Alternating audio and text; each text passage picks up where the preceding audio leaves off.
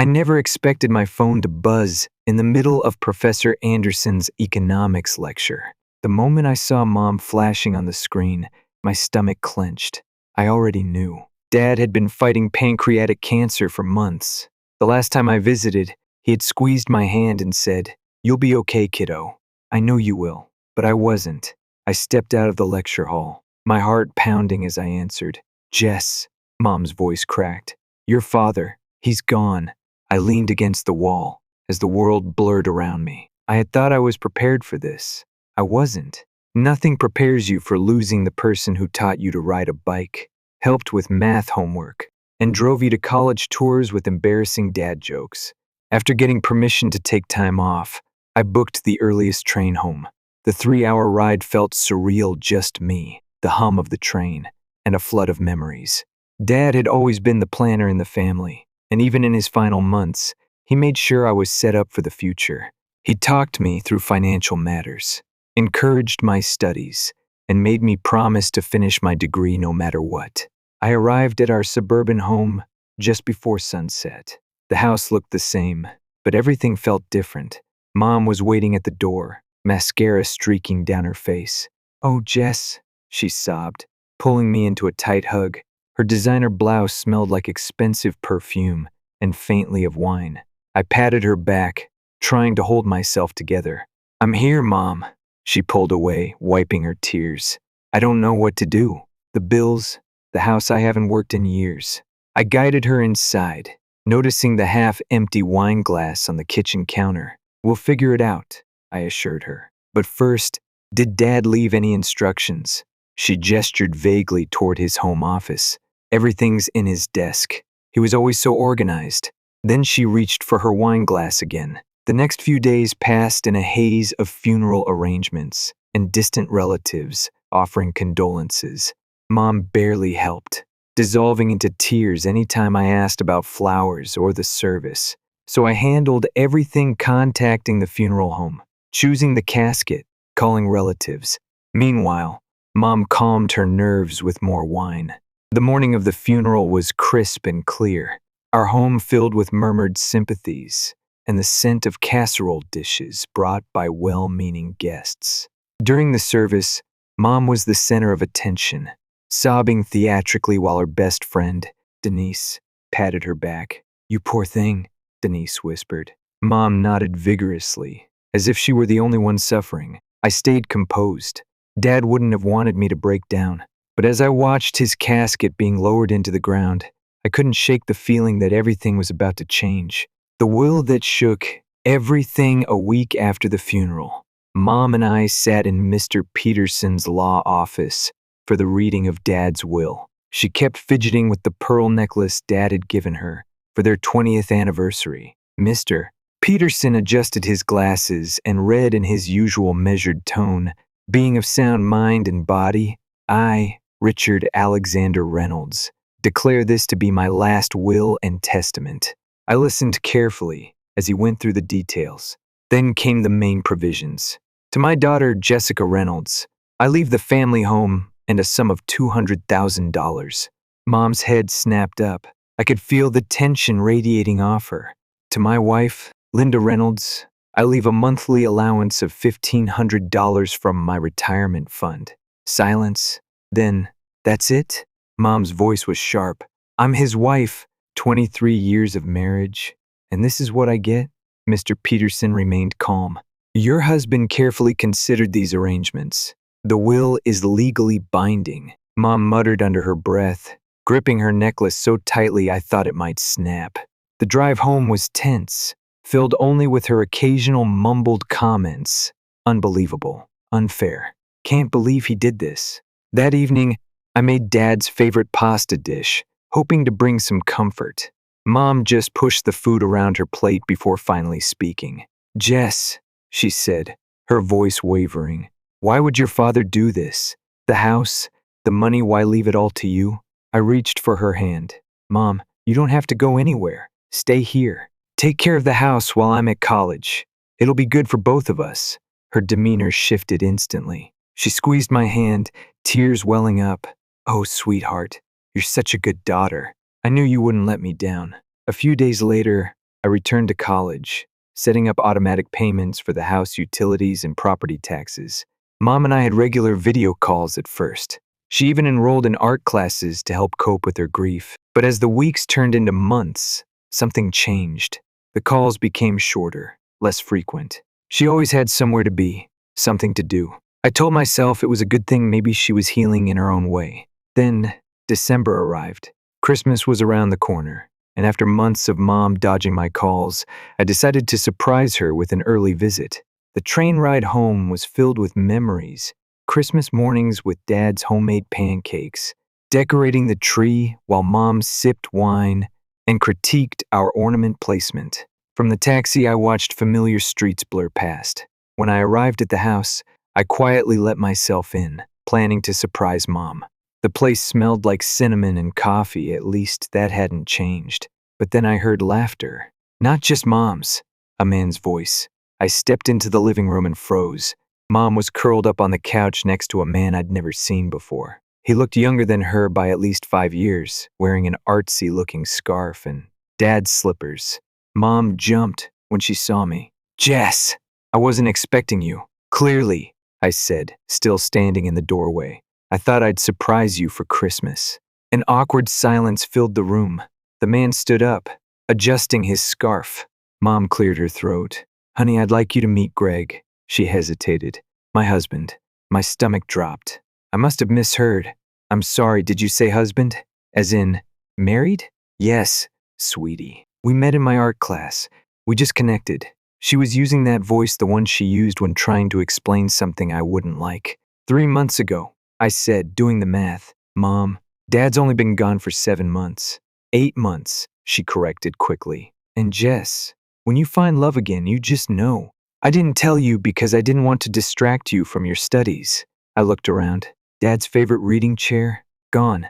New paintings covered the walls, abstract splashes of color that Mom would have hated a year ago. And on the mantle, where Dad's family photos had been, was a large wedding picture of Mom and Greg. I swallowed hard. "You moved him into my house without asking me?" Mom's face tightened. "Jess, this is my home too. You said so yourself." Something inside me shifted. I took a deep breath, forcing myself to stay calm. "All right then. Greg, what do you do for work?" His smile faltered. "Well, the economy, the job market." Mom jumped in. "He's an artist, Jess. He doesn't need to be confined by a 9-to-5 job." I stared at them, feeling something I never expected to feel toward my own mother, a creeping sense of betrayal. And that was just the beginning. Christmas morning felt wrong. For as long as I could remember, it had always been just me, Mom, and Dad. Even during his worst years at work, Dad made time for our little traditions: pancakes in the morning, opening presents together, watching It's a Wonderful Life, even though we'd both fall asleep halfway through. This year, I woke up to the sound of dishes clattering downstairs. When I walked into the kitchen, Mom was setting out the good china, the set Dad had given her for their 20th anniversary. But something was off. There were way too many place settings. "Morning," I said cautiously. "Are we expecting company?" Mom barely glanced up as she adjusted a fork. "Oh yes, Greg's family is coming for Christmas dinner." I set my coffee mug down a little too hard. "His family?" She nodded, smiling as if this were totally normal. "His parents, his sister, Rachel, her husband, and their 2 kids. They're such lovely people, Jess. You'll see." I blinked. "What about the Andersons?" Dad's sister, Aunt Sarah, and her family had spent every Christmas with us. It was a tradition, one of the few things that made the holidays feel normal after losing Dad. Mom hesitated just for a second before smoothing out the tablecloth. "Well, things are different now.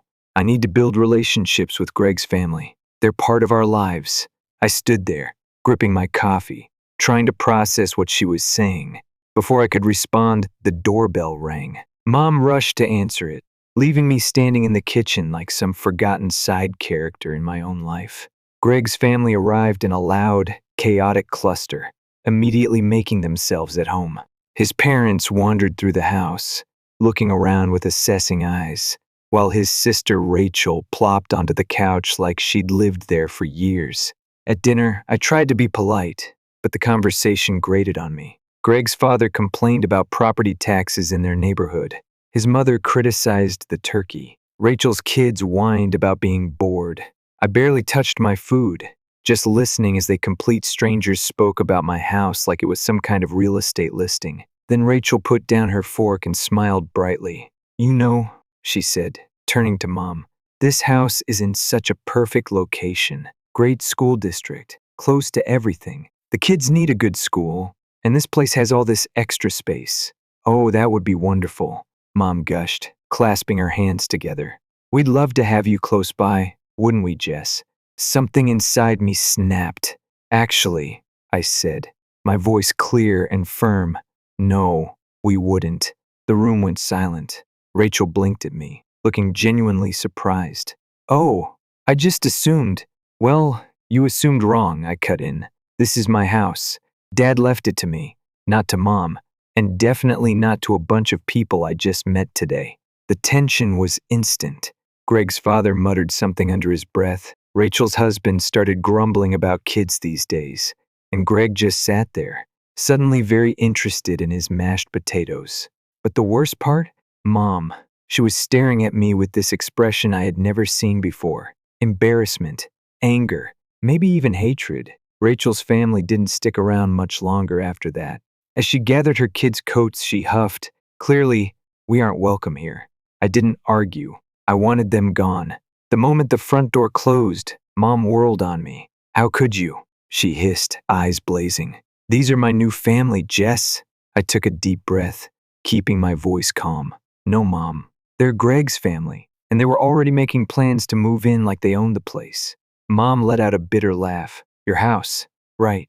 Because your father decided to play favorites in his will." My jaw clenched. "Dad left me the house because he knew I'd take care of it. He didn't trust you to." She flinched like I had slapped her. I didn't regret saying it, because it was the truth. The rest of my holiday visit was icy silence. Mom barely spoke to me. Greg disappeared into their bedroom whenever I was around. I spent most of my time at Aunt Sarah's, avoiding the tension at home. When I told Mom I was heading back to campus early, she just nodded stiffly. No goodbye hug, no fake tears. I left without looking back. At first, I thought things would get better once I was gone. Distance would help, right? Wrong. Mom's calls started again. But they were different this time. She barely asked about my classes or how I was doing. Every conversation turned to money. "Jess, Greg and I are struggling," she sighed on one call. "The monthly allowance barely covers anything. We need help." I pinched the bridge of my nose. "Mom, maybe it's time for both of you to look for jobs." Silence. Then, a sharp intake of breath. "How dare you?" she hissed. "I'm your mother. I raised you. And now you're acting like some cruel, heartless stranger." The call ended with a dramatic click. An hour later, my phone buzzed with a text. A picture of an empty refrigerator, followed by, "When we starve to death, it'll be on your conscience." I stared at the message for a long time. I knew it was manipulation. I knew it. And yet, stupidly, I sent her money. It became a pattern. Her dramatic pleas, my reluctant transfers, her temporary gratitude, followed by even more demands. I felt like I was being bled dry, one guilt trip at a time. Months passed. Mom and Greg continued living in my house while I finished college. They didn't come to my graduation. I got a text that morning. "Sorry, sweetie. Too busy with Greg's art show. So proud of you, though. X.A." I stared at my phone, feeling nothing, because by then, I'd already accepted the truth. Mom didn't care about my achievements. She cared about what I could do for her. And that realization? That was the moment I decided I was done. When I told Mom I was moving back home, her reaction was lukewarm at best. "Oh," she said flatly. "Well, I suppose it is your house." The way she said your house reminded me of Rachel's tone that Christmas. I let it go, for now. Once I got home, I started my new job at Anderson and Mills Financial Services.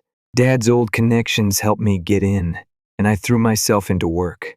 Meanwhile, Mom and Greg settled into a routine that didn't involve working. Mom still got her $1,500 a month, but instead of, living within her means, She spent most of it entertaining Greg's family. Every weekend, my house turned into some bohemian art commune, filled with wine-drunk creatives talking about energy flow and spiritual expression. The bills doubled, food vanished, and somehow I was paying for all of it. I'd finally had enough when Mom cornered me in the kitchen one night, her face set in that familiar, demanding expression. "Margaret told me something interesting today," she said casually. "Her daughter Julie works in your department." I tensed. "She says you're making $4,600 a month." Mom's eyes narrowed.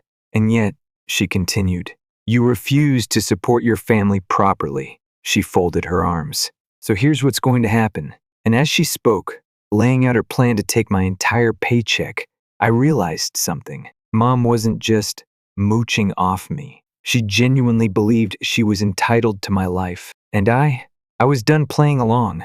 I stared at Mom, waiting for her to laugh. Tell me she was joking, that she wasn't actually standing in my kitchen, demanding my entire paycheck like some feudal landlord. But she just smiled, like she'd already won. "You'll give me your salary," she repeated, slow and deliberate, "and I'll manage the household expenses. If you behave like a good daughter, I'll give you back maybe a third, possibly even half, if you start showing proper respect to Greg and his family." I let out a short laugh, not because it was funny, because it was so unbelievably insane that my brain refused to process it any other way. "Mom," I said, setting my coffee down, "I'm not giving you my salary." Her smile twitched. "Jess, don't be selfish." "I'm not being selfish," I said calmly. "I've been paying the mortgage, utilities, groceries, everything, while you and Greg do absolutely nothing." Mom scoffed. "Excuse me? We maintain the house. We clean, cook." I cut her off. "No, you don't. I come home from work to a disaster zone. The fridge is always empty because your little bohemian wine nights keep draining it. And the last time you cooked was when you burned a frozen pizza." Greg finally looked up from his phone, where he'd been pretending not to listen. "Wow," he muttered. "Ungrateful much?" I turned to him, seething. "You don't work. You don't even pretend to look for a job. You sit around all day talking about finding inspiration while I pay for everything." He waved a hand dismissively. "You just don't understand the artist's struggle." I pinched the bridge of my nose. "No, Greg, I understand freeloading." Mom gasped like I'd just slapped him. "Jessica, that is your stepfather.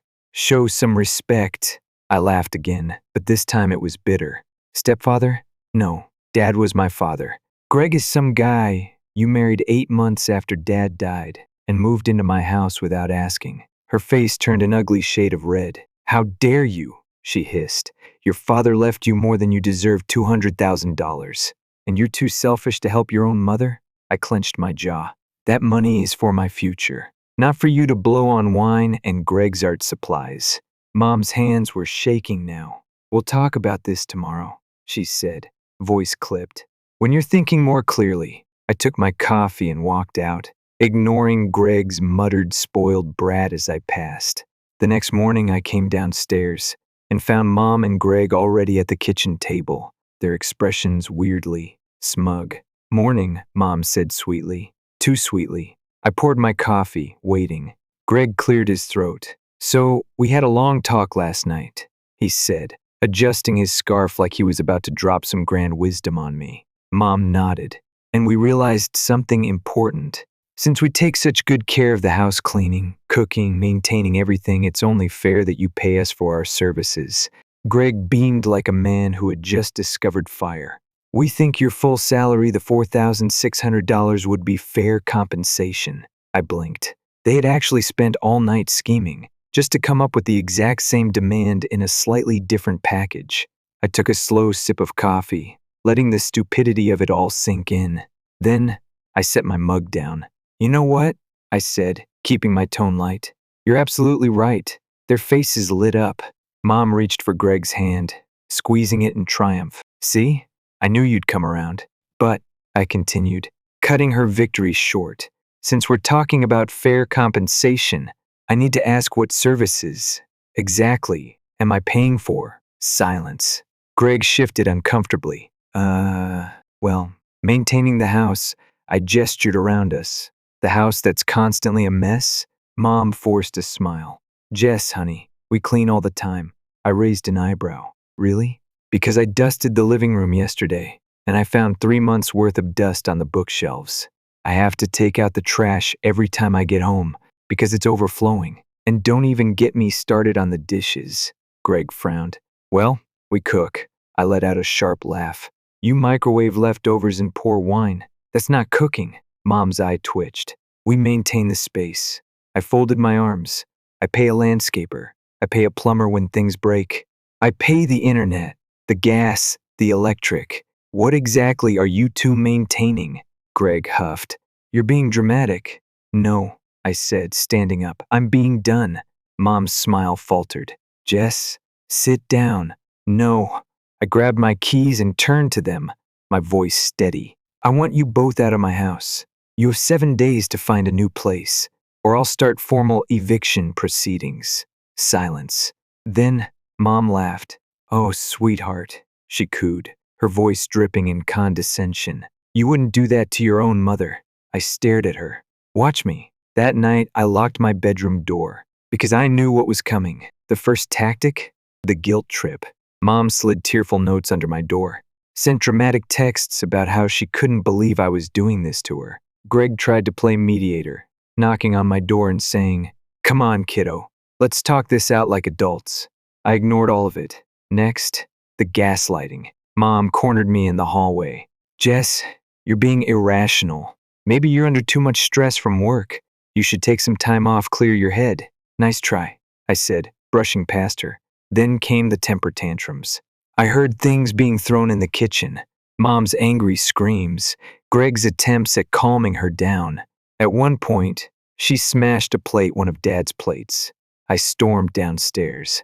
Break another one, I said coldly, and I'll deduct it from your next allowance check. Mom's hand trembled over a second plate, but she didn't throw it. 7 days passed. They packed slowly, making sure I felt their presence in every room. Mom made a grand show of sighing dramatically while boxing up her clothes. Greg shot me dirty looks every time I walked by. On the final night, as they dragged their suitcases out, Mom turned to me. I hope you're happy, she spat. Throwing your own mother out onto the street. You're not on the street, I said, exasperated. You have Dad's allowance. You'll be fine, she scoffed. You'll regret this, Jessica. And with one last dramatic glare, she stormed out. Greg followed behind her, muttering under his breath. Then, finally, silence. I locked the door, took a deep breath, and for the first time since Dad died, I finally felt at home. The night Mom and Greg left, I sat in the quiet for a long time. No more Greg humming pretentiously about energy flow while microwaving my leftovers. No more wine-fueled artistic gatherings draining my fridge and running up my utility bills. No more. Mom looking at me like I was an ATM instead of her daughter. Just silence and peace. I let out a deep breath, grabbed a trash bag, and started cleaning. The first thing to go, the hideous abstract paintings Greg had put up in place of Dad's framed family photos. I dumped them outside by the curb without a second thought. Then I went through the kitchen, tossing out the weird organic wines, overpriced cheeses, and half-burned sage bundles Greg's sister had left behind. By midnight, the house felt lighter, like it was shaking off the last remnants of them. And for the first time since Dad died, it actually felt like my home. Mom's fallout. It didn't take long for the family gossip to start rolling in. Aunt Sarah called me first. Jess, honey, you wouldn't believe what your mother's been saying about you. Oh, I would, I said, leaning back on my couch. Sarah sighed. She's telling everyone you heartlessly threw her out on the street with nothing. I rolled my eyes. She's getting $1,500 a month from Dad's retirement fund. She'll be fine. That's what I told her, Sarah huffed. But you know how she is, she's playing the victim. What she didn't expect was for people to remember how she treated your father all those years. That made me pause. She's been bad-mouthing you to everyone, Sarah continued, but nobody's buying it. She burned too many bridges. People know how she is. Hearing that made something inside me relax. For so long, I'd been waiting for anyone to acknowledge what I'd always known. That I wasn't the villain. She was. A week later, Uncle Mike called. "You're gonna love this," he said, barely holding back laughter. Apparently, after getting kicked out, Mom and Greg tried moving in with Rachel, Greg's sister, the same one who had hinted at wanting to take over my house at Christmas. She turned them down flat. She told them, "We can't take you in. You know how tough things are these days." I snorted. "Oh, but it was totally fine when they were trying to take over my place." "Exactly," Mike said. Suddenly, her perfect new family wasn't so perfect anymore. Mom and Greg bounced around after that, looking for someone else to mooch off of. They tried, Greg's parents denied. Tried, some old friends also denied. Their public support evaporated once the free wine and appetizers stopped flowing. Eventually, Mom used her monthly allowance to rent a tiny apartment across town. And for the first time in her adult life, she had to get a job.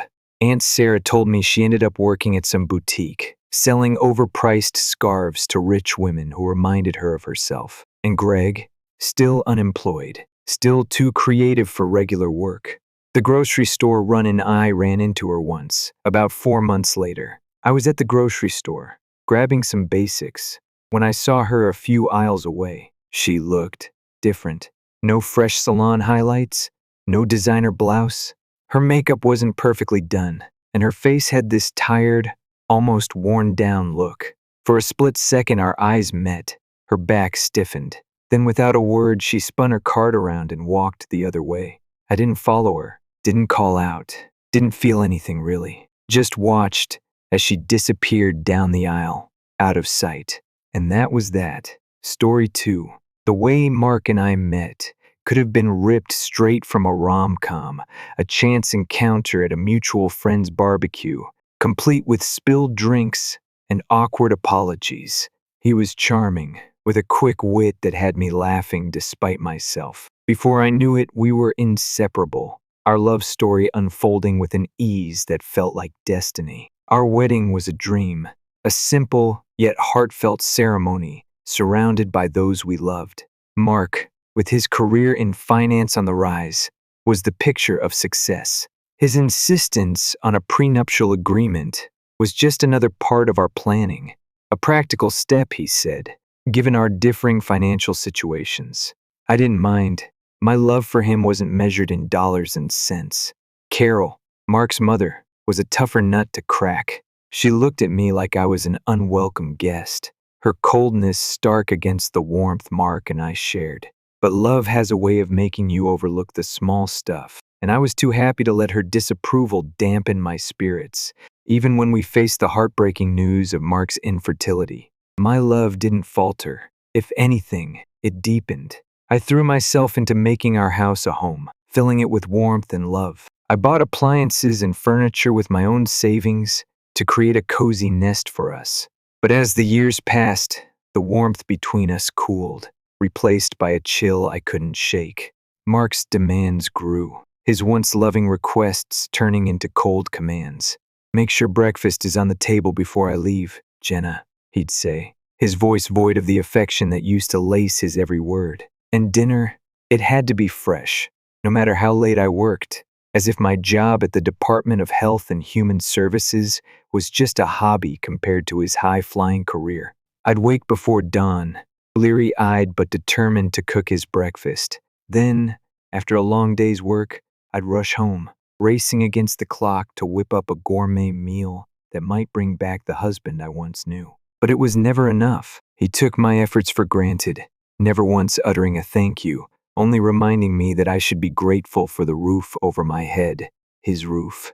Our conversations, once filled with laughter and shared dreams, now were battlegrounds, his words cutting deeper each time. "This is my house, Jenna. Don't forget that." He'd snap whenever I dared to suggest anything. Each day, as I moved through our home, touching the pieces of our life I'd built with love and care, a thought began to take root in my mind. What if I were alone? The idea, once unthinkable, now felt like a bomb. My love for Mark had been replaced by a weary resignation, worn down by his indifference and coldness. One evening, as I sat at the kitchen table staring at the empty chair across from me. The realization hit me hard.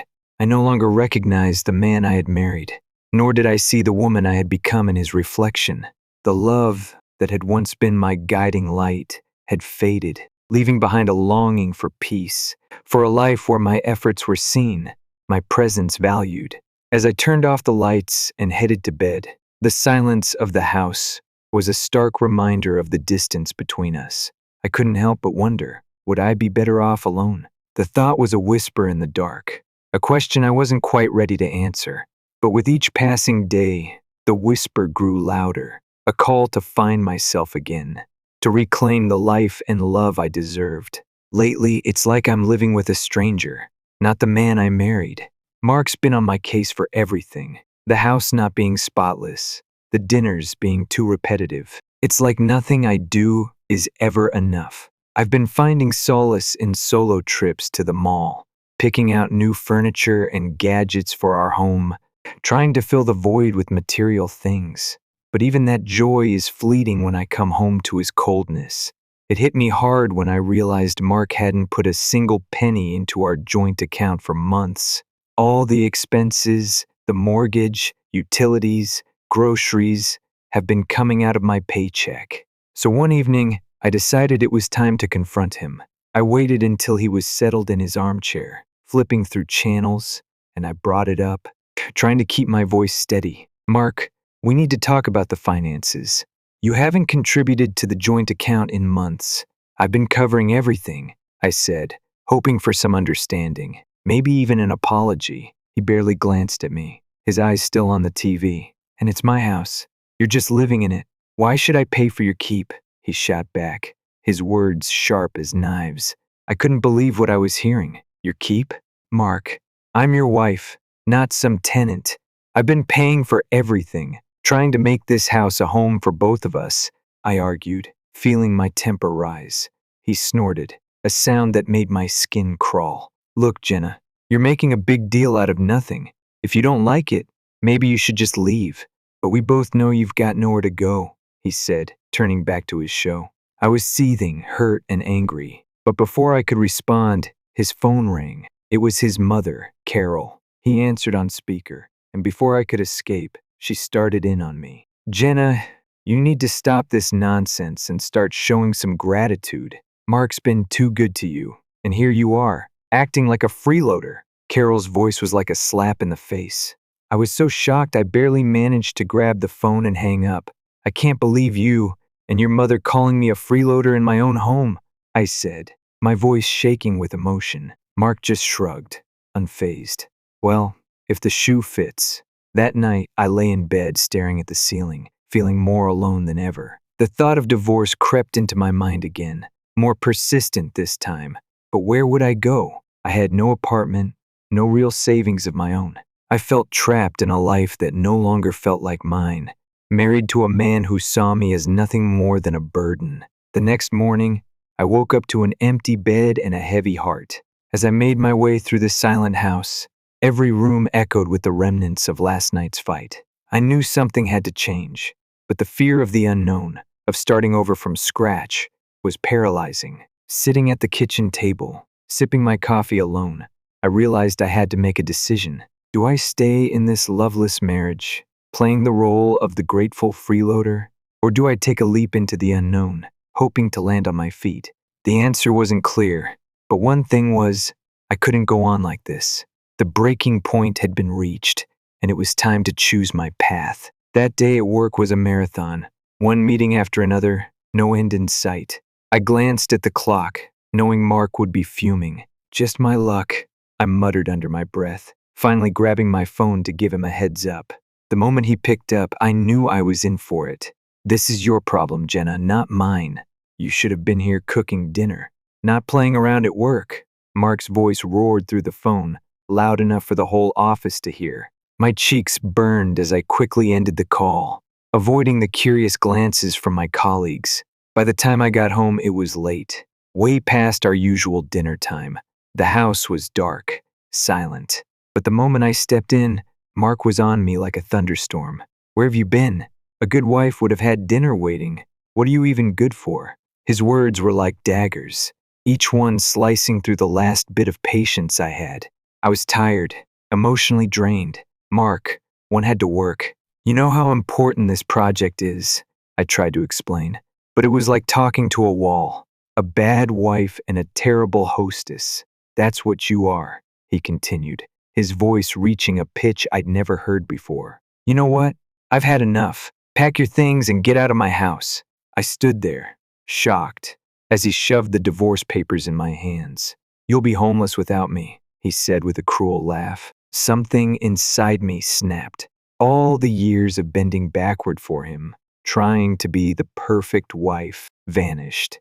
Living in a shelter would be better than enduring one more day with you, I shot back, my voice steadier than I felt. Without another word, I signed the papers, my hand not shaking even a bit. I packed my things into a suitcase, the weight of my decision settling in as I looked around the house, our house. It no longer felt like home. It was just a building filled with broken promises and shattered dreams. I booked a room at a nearby hotel, a temporary refuge from the storm. Lying in the unfamiliar bed, I realized this was the first night in years I didn't have to worry about what Mark wanted for dinner or if the house was clean to his standards. It was just me, and strangely, it felt like a weight had been lifted. The decision to leave was hard, maybe the hardest I've ever made. But as I drifted off to sleep, a part of me felt excited for what the future might hold. For the first time in a long time, I was in charge of my own destiny, no longer tied to someone who saw me as less than. Tomorrow, I would start anew, and whatever challenges lay ahead, I was ready to face them head on. After the whirlwind of leaving Mark and finding myself in a hotel room, the reality of my situation began to sink in. It wasn't long before I got a call that would have once sent me spiraling. It was Carol, Mark's mom, her voice dripping with something like glee. Jenna, dear, she practically sang into the phone. I just heard the wonderful news. My boy has finally come to his senses and divorced you. I'm popping champagne tonight. It's a celebration, dear. He made a huge mistake marrying you, and now it's corrected. Her words, meant to wound, barely scratched the surface. I was past caring what Carol thought. Time will tell, Carol. Time will tell, I replied calmly, a sense of detachment washing over me. I hung up, a small smile playing on my lips. For the first time in years, her barbs couldn't touch me. A week of navigating through my new reality had passed. When I decided to open up to my boss about everything, the burden of pretending everything was fine was too heavy to bear alone. I expected sympathy, maybe some understanding, but what I got was a lifeline. Jenna, I'm so sorry you're going through this, but there might be something that can help, she said, her tone shifting from comfort to businesslike. There's a municipal housing program designed for situations like yours. It offers affordable housing solutions to those in need. I think you should apply. I'll help you. Her offer was a beacon of hope in the overwhelming darkness I'd been navigating. With her guidance, I applied for the program, and to my surprise, I was accepted. The relief was immediate. It was like I could finally breathe again. Now, I'm renting a small apartment, modest, but mine. It's quiet, peaceful, a stark contrast to the life I left behind. There's no need to tiptoe around in the mornings, no ungrateful husband to cook for or clean up after. It's just me, and it feels liberating. Sitting in my new living room, surrounded by boxes yet to be unpacked, I couldn't help but reflect on the journey that led me here. It's been tough, filled with moments of doubt and fear, but also moments of unexpected kindness and newfound strength. For the first time in a long time, I'm excited about the future. I've got a blank canvas in front of me, and I'm ready to start painting a new life, one where my happiness doesn't depend on anyone else. It's a new beginning, and I'm here for it, ready to see where this next chapter takes me.